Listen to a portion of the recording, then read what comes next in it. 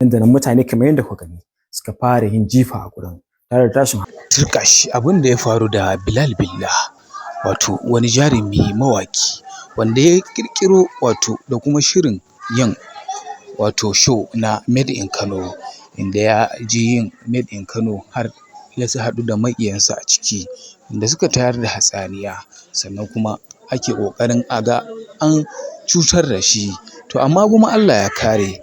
Bari in kunna muku ku gani har ƙarshe.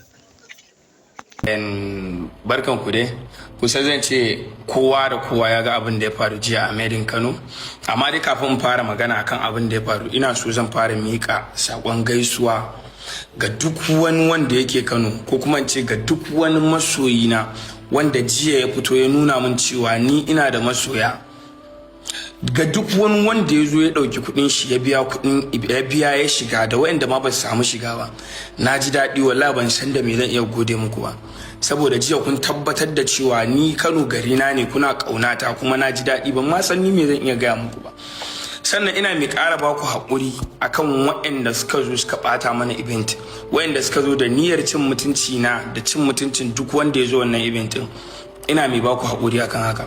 Sannan Allah yadda yanzu haka, duk da bai ma kamata a ce na faɗa ba, amma yanzu haka muna kan bincike, akwai sama da mutum biyu ma wanda an riga da an kama su for now, waɗanda suka zo suka saka, waɗanda aka ce kamar ma ba a yarda da sojoji ba ne, sun saka wasu kaya haka normal dai, sun zo sun nuna su sojoji ne, sun shiga gurin event sun bata. Sannan ina so in karewa mutanen da suke ganin kamar da cewa ni ne na saka aka yi wannan abu, ba ni ba ne.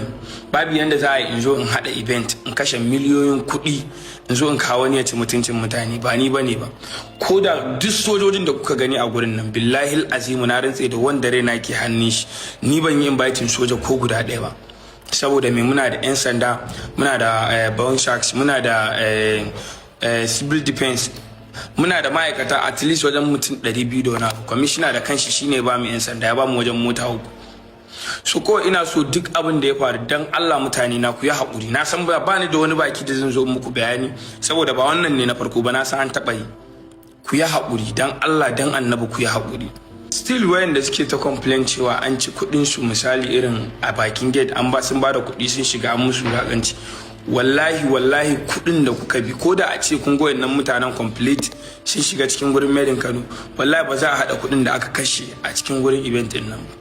Na haɗa Made in Kano, ba haɗa Made in Kano don in samu kuɗi ba ne ba, na haɗa Made in Kano saboda in nuna wa garina ni ina ƙaunar garina, kuma daga ina na fito, kuma wani irin mutane ne a garin suke supporting ɗina. To don Allah ku yi haƙuri, don Allah ku yi haƙuri, ku yi haƙuri, ku yi haƙuri. Na san wannan koda ya zama na ɗaya na biyu, to in Allah da irin haka ba za ta ƙara faruwa ba. Allah ya samu dace. Da fatan kun ji zantuttuka da kuma batutuwa da yake yi da bakinsa, to muna fatan Allah kiyaye gaba, Allah kuma ya sa mu gyara halayenmu. Hassada da baƙin ciki ba abin yi ba ne. Yi ƙoƙari ku share wannan bidiyo, sannan ku danna mu subscribing da alamar ƙararrawa.